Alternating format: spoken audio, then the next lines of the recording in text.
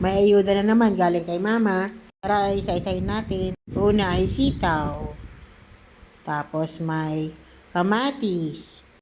Meron ding patola.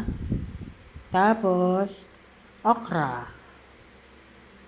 May ulam din katulad ng hipon, favorite ni Nene. Tapos pinagoongang eggplant. Ito naman yung favorite ko. Tapos meron ding itlog na pula. Tapos danggit, pambaon ko. Meron ding tapang pork. Tapos meron ding ano yan?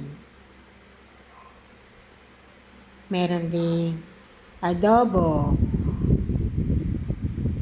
And then kalabasa.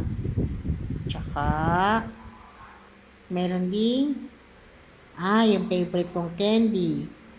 Yung favorite kong candy. Tapos meron ding rice. Yun lang. Thank you po mama and thank you po Lord sa blessing.